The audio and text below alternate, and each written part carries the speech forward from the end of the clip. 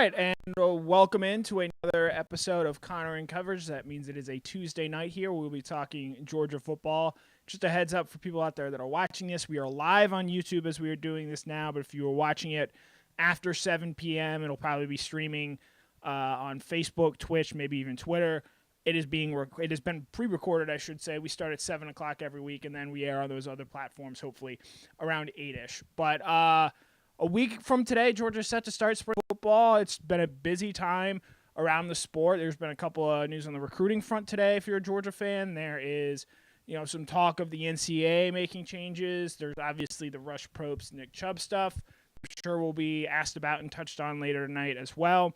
So while we're still a week away from actual pads going on, or probably a little bit longer than that, I don't imagine Georgia's going to go full pads first day of practice there on March 16th. There are plenty of storylines out there to talk about and discuss. Obviously, last week, Eric Stokes ran a 4.28, I believe was the official time that got put out there. So, busy time. Thanks, everyone, for tuning in on a Tuesday night here. My name's Connor Riley. You can find me on Twitter at KConnorRiley. We'll give everyone another 30 seconds or so to come on in and sort of see what we have cooking tonight. We're going to talk a little bit about the defensive line specifically. Off the top of the program, we'll talk a little recruiting in that second segment we have there. And then third segment, we're going to talk about a story I wrote earlier today about the wide receivers, specifically looking at the 2020 signees and I think why, even though you've seen the numbers themselves are pretty surprising in terms of the guys that have left the program, why Georgia still feels very, very good about what it has at the wide receiver position. But tonight, we discussed this a little bit on Cover 4 last week, if you got a chance to tune in and watch this there, but I asked Jeff, Mike, Brandon, and Mike Griffith what they thought of Georgia's defensive line and how good it potentially stacks up to some of the other defensive lines that Georgia has had under Kirby Smart. And I think the big thing to note here with this defensive line, and I sort of agree, from a potential standpoint, this group has a ceiling as high as anyone when you compare how well they've recruited, what they bring back, and all that. But there's also, I think, another side of this coin here that comes with this defensive line is not only does it have the potential to be not just the best defensive line in Kirby Smart's tenure, but I think the best individual unit on this Georgia team. And there's a reason why Georgia sort of needs them to live up to that hype, and it's because of the secondary. And the secondary, specifically the cornerback position, is something we're going to talk a lot about over the spring and summer, probably even throughout the season as those guys sort of get more and more acclimated. But back in February, I thought Kirby Smart had a very telling comment when he was talking about the secondary. This is from National Signing Day, and I want you to listen closely to what Kirby had to say here. These young guys will begin to work. Some of the older guys that got to play in the bowl game more than normal, they're going to get a lot of opportunities, and we're going to try to develop these guys and get ready to play. I mean, the best help for that secondary will be the front four, getting some pressure and being able to rush. So that'll be just as important as anything else we do. So you hear Kirby explain it there. The best way to sort of help your young secondary or your inexperienced corners, to be more specific with Georgia, is the best way to go about doing it is to have a great front four. And traditionally under Kirby Smart, that front four is usually more involved with linebackers as sort of pass rushers. This past season, Azeez Ojulari leads Georgia in sacks. He'd done that the year before. The same could be said with DeAndre Walker in 2018, and then Roquan Smith actually led Georgia in sacks on that 2017 team. And sort of, and again, this is very rudimentary football stuff. I promise not to go too deep here, but the way Georgia wants to play is, you hear Jordan Davis say this phrase quite often, 2 on me, someone's free. Georgia wants its linebackers to be the playmakers in its defense. That's, I think, a big reason why Georgia's defensive line stats, especially when it comes to tackles for loss and sacks, are what they are in terms of they're not the most eye-popping numbers. Those type of players, Malik Herring, I think, really comes to mind as a very solid player who did his job, but that job did not ask him to be a productive, disruptive defensive end in Georgia's scheme, so to speak. They want you to play gap sound football so that the outside linebackers or the inside linebackers can sort of make the plays behind the line of scrimmage, the sacks and whatnot. So I went through the last 4 seasons of Georgia's defensive line numbers in terms of creating havoc plays, so to speak, tackles for loss and sacks, and we'll pull that full screen up here. 2017, 20.5 tackles for loss, 7 sacks over the course of 15 games. Obviously, that Georgia team ended up playing for a national title that season, so it certainly got enough out of it there. And I would note that that 2017 linebacker crop, You had guys like Lorenzo Carter, Davin Bellamy, DeAndre Walker coming off the bench as a pass rushing specialist, and then Roquan Smith obviously made in the middle. 2018, 19 and a half tackles for loss, 8 sacks. Those numbers roughly the same, especially when you lose Bellamy, Smith, and Carter from the year before. 2019, this group actually takes a big jump forward, and a big reason for that was sort of the reemergence, I would say, of Tyler Clark. Led Georgia in tackles for loss this year, hit 30. It's the highest that number has been since Kirby really got things up and rolling here at Georgia. And then that turned into 10 sacks. Now, Georgia wasn't a great pass rushing team in 2019 for a number of reasons. I think they were rather young at that outside linebacker position, but you sort of saw the jump there in terms of tackles for loss and sacks created by the defensive line here. But then in 2020, these numbers slip a little bit. And yes, obviously it's a smaller sample size, 10 games, but even if you equate those numbers out to a 14 or 15 game season, they still come in under what they had traditionally been. Only 13 tackles for loss for this group and 4 sacks a season ago. Now, on the other side of that coin, though, Azeez Ojulari, 8.5 sacks, led the SEC in that category there. You have Jordan Davis, I think Georgia's best defensive lineman, missing 3 games with an elbow injury. Julian Rochester goes down in the middle of the year with an injury as well. Trayvon Walker doesn't get to play in the Peach Bowl, supposedly because of a COVID-19 incident. So there were some reasons why I think the defensive line numbers were down compared to where they were a season ago in 2019. And Georgia had more sacks in 2020 than it did in 2019, despite playing in 4 fewer games. So in 2020, the personnel sort of matched up where outside linebacker was a clear strength of this Georgia team, where we still really didn't know what to really expect from this defensive line, even on a week-to-week basis, because you just didn't have players like Jordan Davis out there to, especially during the second half of the season, to really rely on and clog up the middle. So I show you those numbers there, and we've obviously talked a lot about comparing, offense, Georgia's offense, and what it did. There we go. Hopefully, let me check YouTube and make sure that we are not glitching. There we go. So yeah, all right. So it looks like we're back up and running here. Alabama in 2017, 33.5 tackles for loss, 18 sacks.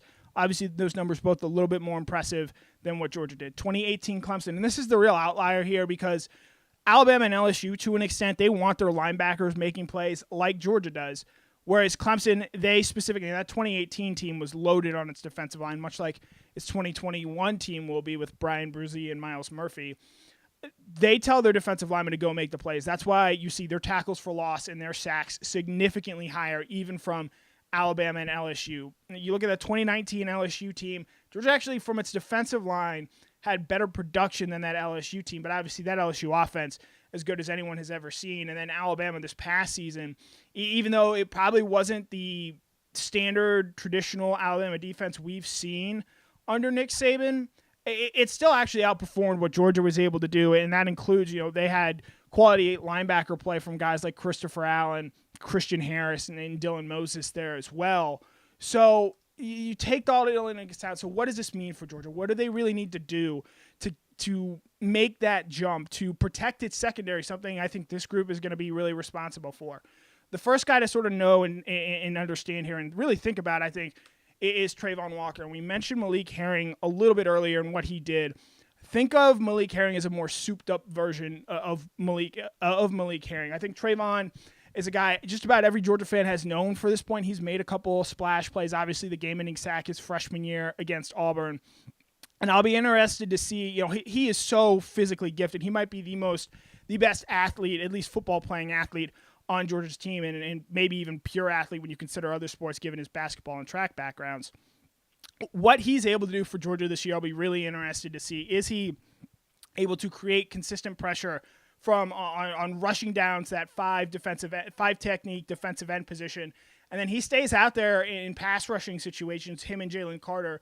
How I think Trayvon Walker develops and grows over the course of starting this spring and then into the fall is going to be the biggest determining factor when it comes to what the statistical production of Georgia's defensive line is. Obviously, from a run production standpoint, no one has been better than Georgia was last season and really the last 2 years in terms of rushing touchdowns, in terms of rushing yards per game. And that really all starts and ends with Jordan Davis. So with all that Georgia brings back on its defensive line, why did it say we restarted? I don't like that at all. But anyway, with all that Georgia brings back on the defensive line, they're going to be a stout against the run. They were number 1 in the country last year, giving up 72 yards a game. I expect Georgia to be very, very good against the run this year. At the outside linebackers position, Georgia does bring back Adam Anderson. Nolan Smith is a guy who will look to sort of make a leap forward and become a better player this year. And inside linebacker, obviously you have Nakobe Dean. What do you get out of Quay Walker and Channing Tindall there at that inside linebacker spot opposite Dean? But really, if Walker and Davis sort of make leaps forward in terms of, okay, we know that these guys are great and fundamentally sound against the run, can they go even a step further from that and sort of be that disruptive interior presence, especially against the run first? And then I think that'll trickle into the passing situations there. You think back to Tyler Clark in 2019, he had 8 tackles for loss. If Georgia's able to get something similar out of both Walker and Davis, or even at least just one of them this year, I think that's going to go a long way into making life much, much easier for this Georgia secondary in terms of what they're able to do and ultimately how they're able to grow over the course of the season. Because as I think we've said here before, I think secondary, it's certainly a day one problem, certainly a game one problem, especially when you're playing an offensive team as good as Clemson and as talented as Clemson's wide receivers are. But I'm not sure how big of a problem it still is by the time we get around to game 13, whether Georgia adds a player in the transfer portal. I know Darian Kendrick is a very popular and notable name to know there. I know Keely Ringo is someone a lot of people are going to talk about. Nyland Green is an incoming freshman. I think people will be interested to see how he plays this season. So you have a lot of interest in sort of this secondary, and as Kirby Smart led off the top of our show tonight saying back in February, as good as this secondary can be, it can be a whole lot better if it's getting a lot of help from that front four. And I think Georgia's defensive line has the potential to be the best unit on this team. And if it does that and plays like that, I think it's going to make the life much, much easier in the secondary there. So that's sort of our first topic for tonight, resetting things here. My name is Connor Riley. Welcome to Connor in Coverage. We got 3 big topics tonight. We touched on the defensive line up there first.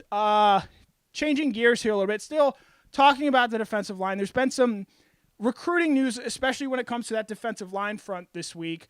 The big news, obviously, today, Mykel Williams, the number, I believe, 41 overall prospect in the 2021 recruiting cycle, or 2022 recruiting cycle, for Georgia, comes out today and says, after weighing options and talking with my parents and coaches, I have decided to push back my commitment date to a time I see fit. And Williams, big Georgia target, was actually set to announce next Monday. Georgia is obviously very involved with him. He's out of the Columbus area. Some other schools to know there, Kentucky, USC, really pushing to try to get Williams' commitment. And I found it interesting in the response. One of the top responses to Williams' tweet actually comes from another 2022 defensive line target that Georgia fans should know well by now. Christian Miller, who I believe was on Before the Hedges with Jeff Sintel last week, says, "I'm behind you, brother." And just a day before, Miller made a sort of similar announcement after praying and talking to my parents. I took heavy in consideration that he will no longer be committing on April 4th, a previously announced date there for Miller. And it's sort of curious. A few weeks ago, we had talked about the job Trey Scott was doing after they landed Bear Alexander. They already have Tyree West sort of in tow with this class, and then the potential by the beginning of April to add a player like Williams, a player like Miller. It's set up for Georgia's defensive line, which obviously stands to lose a lot this year, given Jordan Davis is a senior, Julian Rochester, Devontae Wyatt are both seniors.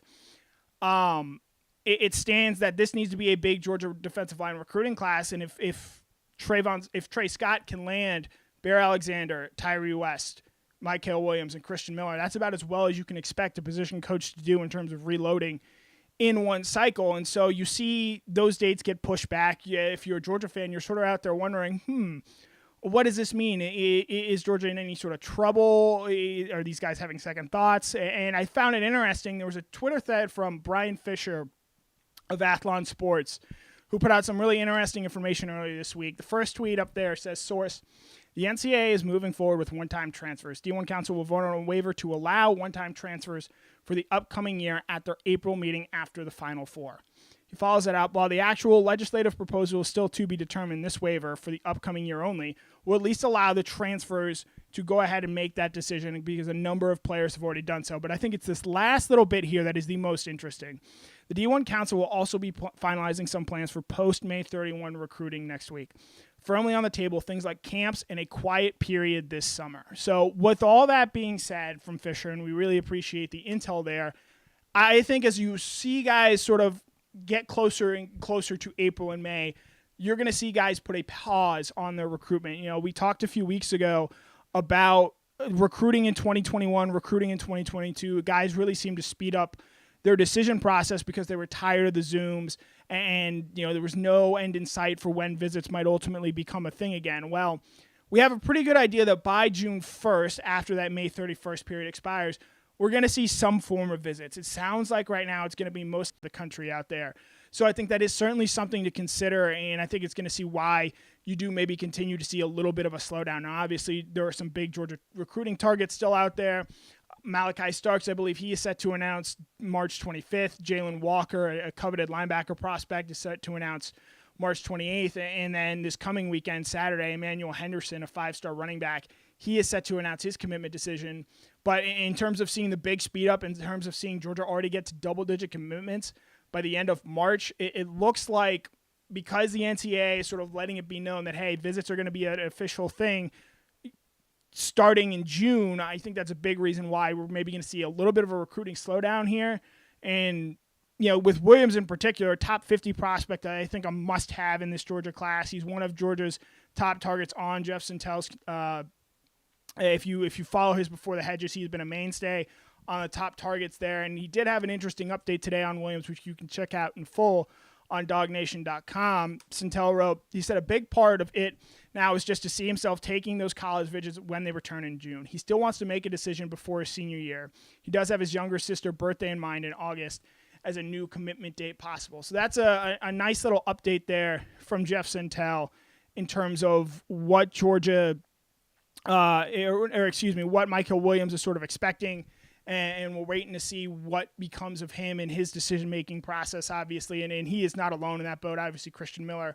And we'll see probably even a few more guys who said originally they might want to decide in April or May.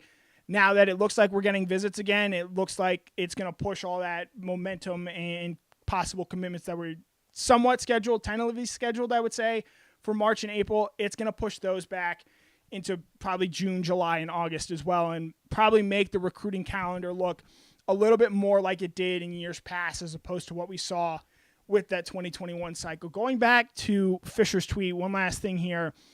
There's an interesting little bit here firmly on the table, things like football camps, and that might gloss over some people's eyes or say, well, what's the big deal with this? This is a way for prospects to go visit schools and compete and get evaluated by coaches in person. You've heard about these, Pierce Sperlin, 2023 commit, who had an unreal catch earlier this weekend at, I believe, a 7-on-7 event down there, or an Under Armour event down there in Florida. He is someone who would go to these camps, and it's a way for coaches to sort of get to know you from early on. So if you're telling me that they're bringing those back, I think that's going to be a really big way for coaches to use those days and to use those football camps as an evaluation tool, something they haven't really gotten to do in the 2021 class and even the 2022 class, because the last time these coaches could have gone out and seen these 2022 guys, they were mostly still coming off their sophomore years in high school. So it'll be really interesting to see going forward what the evaluation chances, I think, look like for coaches and how that shifts and changes the recruiting structure, recruiting layout of this class in terms of some guys might be moving late. You might see some late movement in this class just because coaches are able to once again see and get a better idea of what these prospects actually look like now. So excuse the belch there. Resetting things here. Again, sorry if we had any drops. Technology, we're still trying to get that totally figured out here. My name is Connor Riley. This is Connor in Coverage. We touched on the defensive line and why it's important for Georgia to have that group be as strong as I think it potentially can be in 2021 off the top of the show. We touched a little bit there on the recruiting news with Michael Williams and Christian Miller and them delaying their announcements and what that means going forward for Georgia. And then our sort of last somewhat big topic, and then we can obviously open it up to questions and comments if you guys have any, is we're going to talk a little bit about wide receiver play here. And, if you've been following Georgia this offseason, you'll know there have been quite a few wide receivers from that 2020 room that have chosen to go leave and play elsewhere. They've had 4 players from that wide receiver position enter the transfer portal. 3 of them have already found new homes. Micaiah Tongue, he is now at Oregon State. Trey Blunt is at Old Dominion.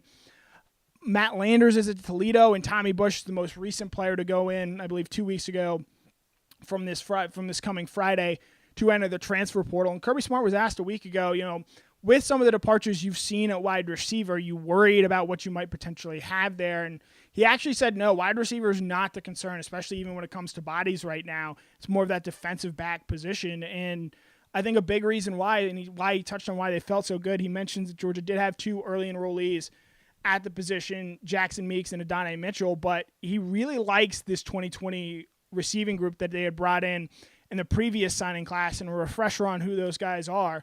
Georgia brought in 5 wide receivers as part of the 2020 recruiting class. You have Jermaine Burton, Arian Smith, Marcus Rosemy-Jack-Saint, Justin Robinson, and Ladd McConkey there. So a 5-man class. Jermaine Burton obviously had the best year of those guys a season ago. 27 catches, 404 yards, and 3 touchdowns.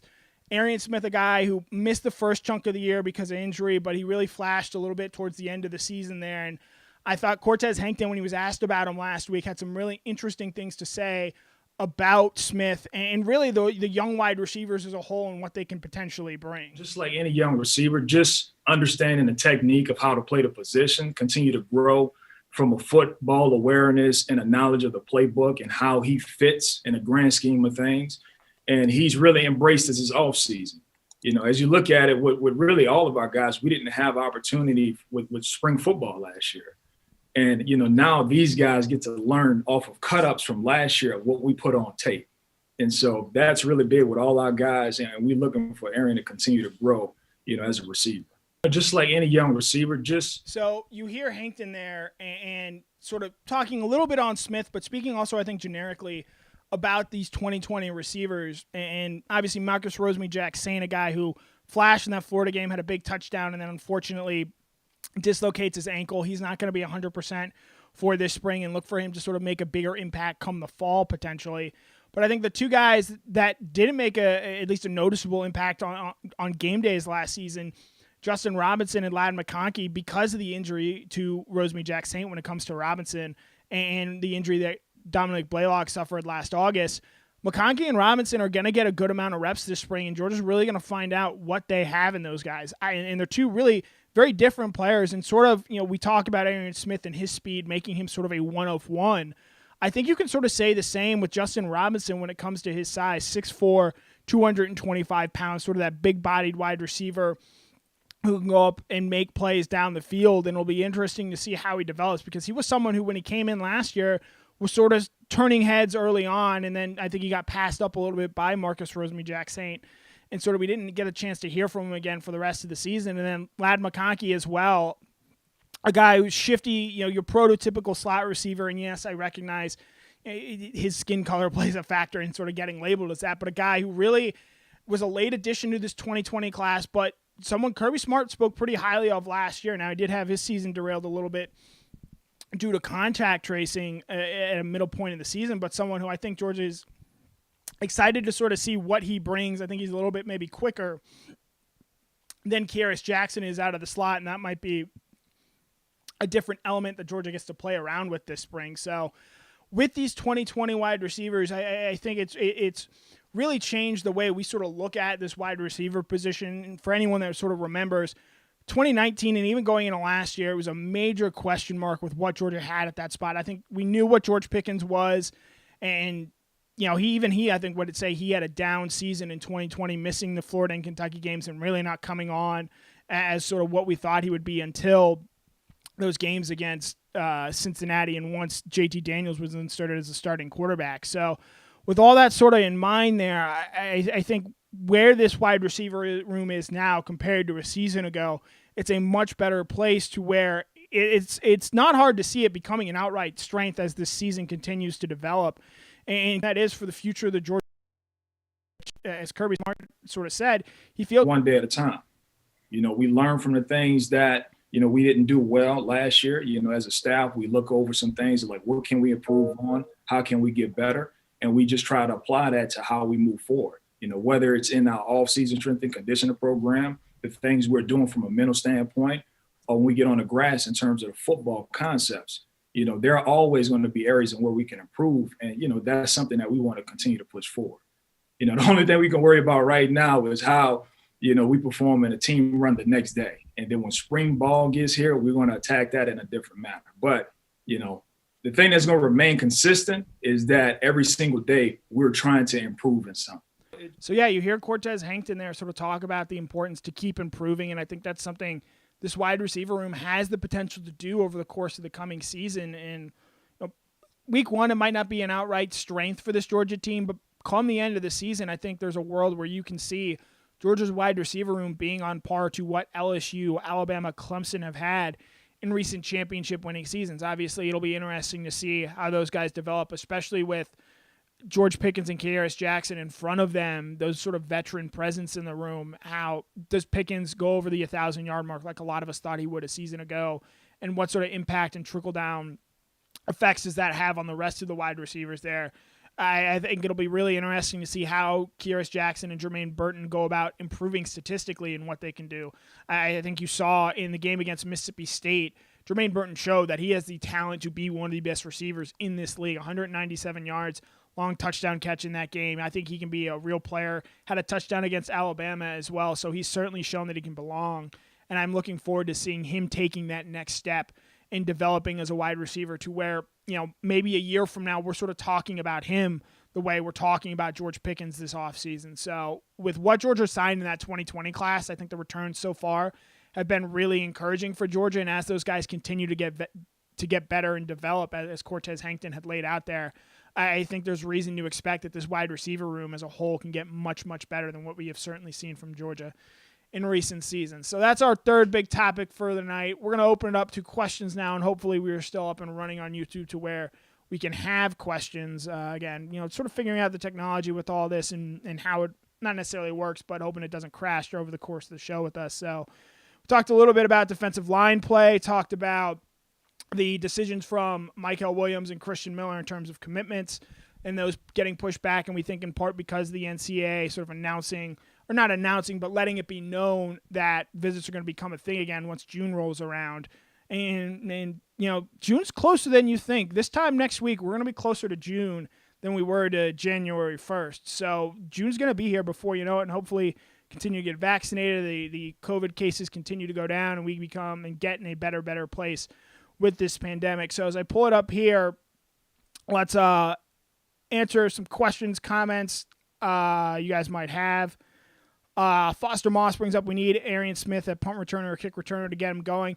That's certainly something I'll be interested to see is how that plays out. I think a season ago, Georgia put Kearis Jackson as a punt returner. He was a real sure-handed option there. And while he might not be the most explosive, certainly as explosive as a guy like Arian Smith, I think it's interesting to sort of see how he'll be used this year, and I think that's a great point, Foster, in terms of, hey, maybe that's a way to get Arian a couple extra touches over the course of a game and really allow his speed to make an impact on the game. Let's see. Yeah, Crow King brings up them pushing back their Williams and Miller pushing back their commitments and the impact that has. I do think they are still absolutely must-gets for this Georgia defensive line class, just given Jordan Davis is a senior. Trayvon Walker can turn pro after this year. Julian Rochester and Devontae Wyatt will both have exhausted their eligibility come the end of this season. So Georgia's defensive line stands to lose quite a lot, especially from its top players, and that's why I think you really need to see them sign some really talented defensive linemen in this class who, obviously not all of them are going to play right away, but you can hope that one or two of those guys can make a year one impact, maybe like a Walker or a Jalen Carter have in years past. So it'll be interesting to sort of see how Georgia goes about continuing to recruit those guys. And obviously they still are, because Williams is the number, I believe, 41. Miller's a top 150 prospect. Those guys are absolutely still takes for Georgia. And guys, at the end of the day, I think they need to have them in their class for Georgia to call this a successful class. Let's see. Rylan Plays asked a good question here. What are the biggest home games this year to host recruits? South Carolina, Missouri, the home slate is a little light this season. Yeah, the odd years are always tougher because those games against Tennessee and Auburn that traditionally, tend to be a little bit more high profile. Those games are both on the road this season, so you're not going to have that big game, and there isn't even that big non-conference game like there was in 2019 to really impress recruits in that sort of term. That Notre Dame game I can remember from 2019 was huge for Georgia's recruiting. Obviously, Carson Beck was there that night. Darnell Washington was there. A lot of guys that ultimately end up committing to Georgia, not just in that 2020 class, but that 2021 class as well, were at that Notre Dame game. And so looking at the lay of the schedule, and I'm doing this off the top of my head here, which I wouldn't necessarily advise, I don't think that South Carolina game is going to be a big recruiting weekend. That's early on in the season. Missouri the week after Florida, I think could be really interesting. Let's say Georgia wins that game and they beat Clemson. I think that has a chance to be a marquee recruiting event, especially because I think Missouri might be pretty good. I like what Eli doing. It'll be interesting to see their extra year of senior eligibility. That game could be a ranked game, and if you get a chance to show off a nighttime environment or aspect in Sanford Stadium, I think that can go a long way in sort of showcasing your program. But there is one thing to note there. I think the summer visits or the visits that aren't during a game weekend might even be bigger and more important to a program, because that's really showing those recruits saying, hey, I want to go out here to see your program and sort of see maybe a bit more of an intimate setting where the coaches can spend a little bit more one-on-one time with you, say, over the summer, as opposed to on a game weekend. They've got so much other stuff going on with the game itself that you might not sort of get the time that you would expect. So I think these summer visits, when they do ultimately come back, I think are going to be really interesting for Georgia, and it'll be very telling to see who that first wave of visitors are and sort of what that means for this recruiting class as a whole here. Let's see. Comments, questions. Noah Sheldon brings up Dominic Blaylock. Yeah, I think like Rosemy Jack Saint, he's someone who is going to be taking it slowly this spring, and I expect to see maybe a little bit more from him this fall. But with what Georgia has in this wide receiver room, I think Georgia can be even more cautious with Blaylock and bringing him back from tearing that same ACL that he tore his freshman season against LSU. So, and again, I'm someone who has sung Blaylock's praises as high as anyone, but I think Georgia will be more cautious in bringing Blaylock back and bringing him along slowly, sort of like we saw with Zamir White after his 2 ACL injuries, though obviously those were both in different knees. But I think that Blaylock's status is something to watch as well. So we'll probably get out of here on that. I see Bama boy G Grace is bringing up Georgia, Florida. So that's when G Grace is talking legitimate smack, that's probably a time to get out of here while we still can. You've got Jeff Sintel tomorrow night. He's probably going to have more for you guys on the Williams and Miller news and sort of what that means for Georgia's recruiting going forward, as well as the Emmanuel Henderson decision coming up this weekend. We probably won't have cover 4 on Thursday, but we'll have Brandon Adams every Monday through Friday, including tomorrow. There's a special guest. I hope you tune in around 10 o'clock. It should be someone I think you guys are going to want to hear from, and I think he's going to have some really interesting stuff to say about the Georgia program. And then obviously you have Mike Griffith with On the Beat on Mondays. He had Ben Cleveland on the other night. He had Sam Pittman on last week. He's brought in a great group of guests recently, so make sure to keep checking that out. My name is Connor Riley. Thanks again for tuning in to Connor in Coverage. Appreciate it. We will see you guys next Tuesday when we'll be talking about Georgia practice. These guys will be back out there on the field. Probably have some press conference notes from that day. So really looking forward to breaking that down and really bringing you guys all the content that comes from that. So my name is Connor Riley. Thanks for checking in, guys. Everyone have a great Tuesday night.